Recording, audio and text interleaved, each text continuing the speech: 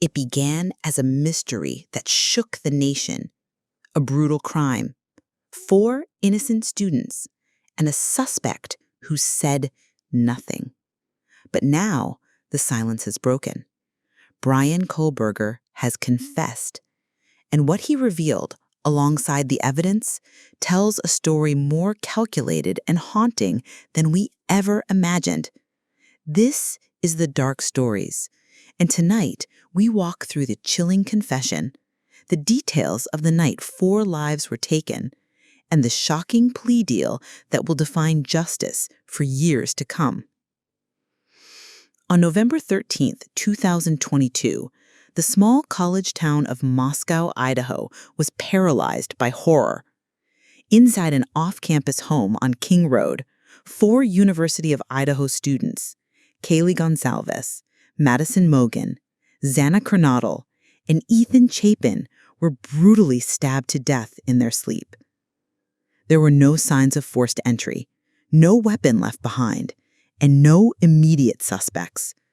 It would take nearly 7 weeks for the arrest that shocked the country.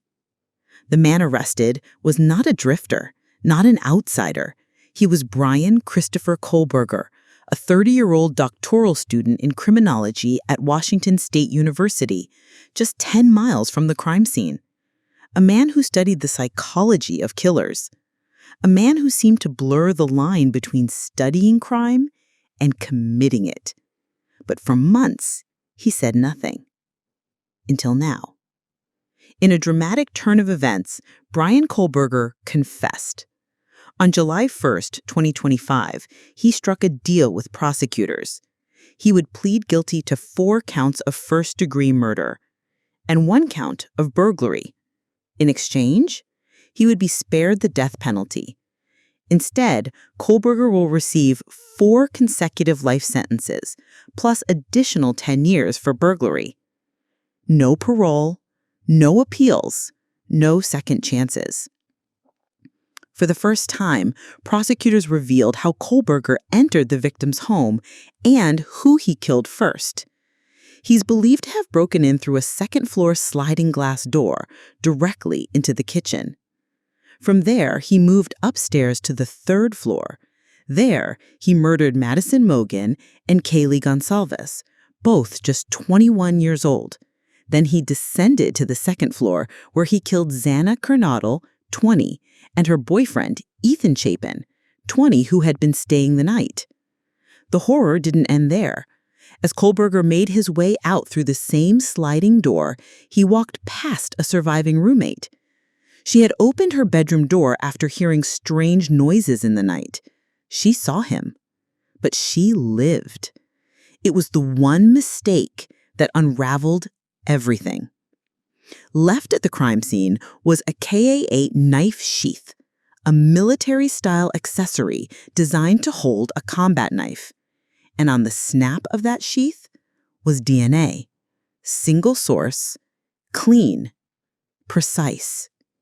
Using advanced genetic genealogy, investigators traced the DNA back not to Bryan, but to his father, Michael Kohberger. This critical match led them straight to the suspect and sealed his fate. Prosecutors made another startling revelation. There was no evidence that Kohberger had any personal contact with the victims before the murders. He had never been inside the house. And yet, cell phone data placed him near the residence multiple times in the weeks before the attack. He stalked. He planned. He watched. But he didn't know them. This wasn't revenge. This was something else entirely. Now, with his plea guilty entered, Kohberger awaits sentencing. On July 23rd, a judge will officially impose his punishment. 4 life sentences plus 10 years, all to run consecutively. But this isn't just about numbers. This is about closure, a word that carries different meanings for different families. The Gonsalves family has been vocal, demanding answers, demanding death. Others have stayed silent. But now, all of them will hear the final word. 4 young lives full of promise taken too soon. Kaylee Gonsalves, 21, vibrant, fearless, beloved by her family. Madison Mogan, 21, a light in her friends' lives, known for her kindness. Xana Kranadel, 20, energetic and sharp-witted, always laughing. Ethan Chapin, 20, an athlete, a brother, a son, a loving boyfriend. They didn't deserve to be remembered for how they died. They deserved to be remembered for how they lived. Bryan Kohberger won't face a jury. He won't be cross-examined. He'll serve out his days in a prison cell. A man who once studied the minds of killers, now caged with them. This plea ends the trial, but it does not end the pain or the questions. Why them? Why that night? And the most haunting of all, could it happen again?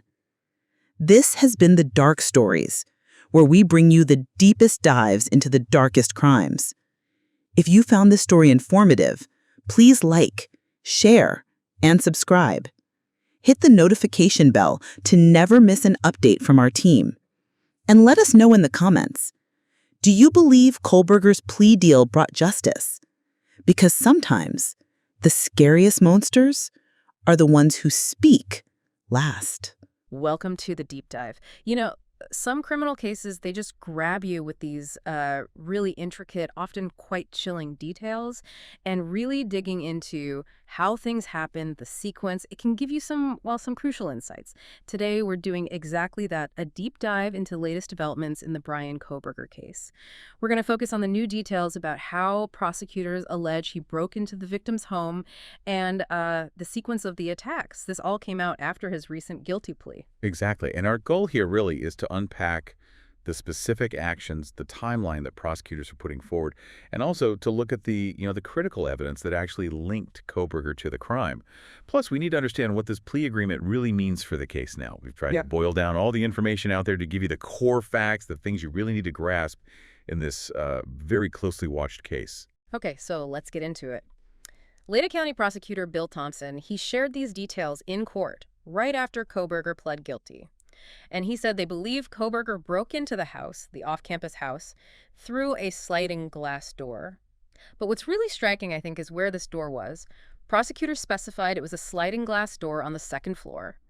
That immediately makes you wonder, how did he get up there? Right. What does that specific entry point suggest about maybe his planning or his movements inside? Well, it suggests a very specific path, doesn't it? Entering through a second-floor door, I mean, that's not your typical break-in point. It feels less opportunistic, maybe more planned. Perhaps suggests he'd observed the house before or had a particular reason to go to that level. Yeah. Thompson believes that put Kohberger right into the kitchen area on that second floor. And then, chillingly, he apparently walked past the bedroom door of one of the surviving roommates. No. Yeah, near miss that really underscores the focus of the attacker, perhaps. And then he went straight upstairs to the third floor. And that's where prosecutors allege he murdered Madison Mogan and Kaylee Gonsalves first. That initial move, straight to the third floor, it sounds so deliberate. But after that, what did prosecutors say happened next? Did he leave then, or did things continue inside? No, according to the prosecution's account, he then came back down the stairs, back to the second floor.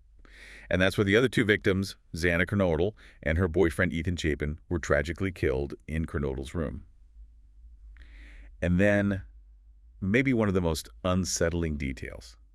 He apparently left the house through that same second-floor sliding glass door. And as he was leaving, he allegedly walked past another one of the surviving roommates who'd apparently opened her door because she heard noises. Just walked right past her. That's what prosecutors presented. It really makes you think about the level of detail investigators were able to reconstruct from the evidence they gathered. It's quite something. That is just incredibly chilling. The precision they're describing. It almost sounds like, well, something meticulously planned out. But let's shift to the investigation side. How did police even land on Kohberger as a suspect to begin with? It must have been a really confusing scene initially. Right, and this is where we get to probably the most critical piece of physical evidence. It was a Ka bar knife sheath found at the scene. Prosecutor Thompson was very clear The case relied heavily on this one item. A knife sheath. Okay. And what's really quite remarkable, forensically speaking, is that they recovered single-source DNA from it, meaning DNA from just one person, isolated and clean. And they got it from the tiny snap closure on that sheath. Wow, from the snap. That's incredible precision. It really speaks to how advanced forensic techniques have become. And from that DNA, they used genetic genealogy, which isn't just finding a direct match in a database. It's more like building a family tree using public DNA resources, finding distant relatives, and then kind of working inwards genealogically until they could pinpoint someone closer, like in this case, Kohberger's father, Michael. So it wasn't a direct hit initially. They had to build towards him. Exactly. It provided a crucial pathway to identify him, even when, his own DNA wasn't directly in the system matched to the crime scene initially. That DNA evidence, it sounds undeniably powerful, a real testament to modern forensic science. But usually investigators look for more than one thing, right? Especially in a case this big. Was there other evidence tying him to it? Oh, absolutely. Yeah. They don't rely on just one thing if they can help it. Thompson also mentioned evidence showing Kohberger had bought that exact model of K-bar knife. Okay, so he owned the same type of knife. Right, which helps corroborate the sheath found at the scene. It shows he didn't just, happen to have DNA there, but he possessed that specific kind of potential weapon. Plus, they apparently had quite a bit of cell phone data. Ah, the phone tracking. Yeah, placing his phone in the vicinity of the victim's house around the time the murders occurred. But, and this is a really key point Thompson made, they still didn't have any evidence suggesting Kohberger knew the victims personally or had ever even been inside that house before the night of the killings. Right. That lack of a known prior connection is significant. It's something people have wondered about a lot.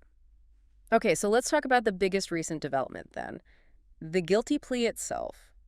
What exactly did Kohberger agree to? So Bryan Kohberger, he's 30 years old, former Ph.D. student in criminology. He and his lawyer, Ann Taylor, they reached an agreement with the prosecutors. Essentially, to avoid facing the death penalty, he pleaded guilty. To all the charges. So 4 counts of first-degree murder and also 1 count of burglary. And the outcome of that plea deal is that he's now facing mandatory life sentences for the murders. Life sentences. Okay. 4 of them set to run consecutively, meaning one after the other, plus an additional 10 years for the burglary charge. His formal sentencing is scheduled for July 23rd. Okay, so let's just quickly recap the key things we've discussed. The alleged entry point, that second-floor sliding glass door, the sequence prosecutors laid out, starting on the 3rd floor, moving down to the 2nd, and then exiting the same way. And of course, that crucial Ka-bar knife sheath, the DNA on its snap, and how genetic genealogy helped investigators identify Bryan Kohberger. Exactly. And just to underscore the significance here, Kohberger, this former criminology student, has pleaded guilty to 4 murders and burglary. He did this specifically to take the death penalty off the table. He's now looking at consecutive life sentences without parole. And as you said, we're waiting for that formal sentencing on July 23rd, which will likely bring this stage of the legal process to a close. And understanding these specifics, the entry method, the DNA, the alleged sequence, it really does help paint a clearer, though obviously very disturbing, picture of what the prosecution believes happened in this case that everyone's been watching so closely. It absolutely does. And considering this intricate mix of detailed forensic work and the prosecutor's narrative of events, this deep dive into the specifics, it leaves us with a question for you, the listener, to think about. When investigators can reconstruct a crime in such precise detail, what does that tell us about how investigations work today and about the pursuit of justice itself? Especially, when key pieces, like a clear motive or a prior link between the killer and victims, seem to remain elusive even after a guilty plea.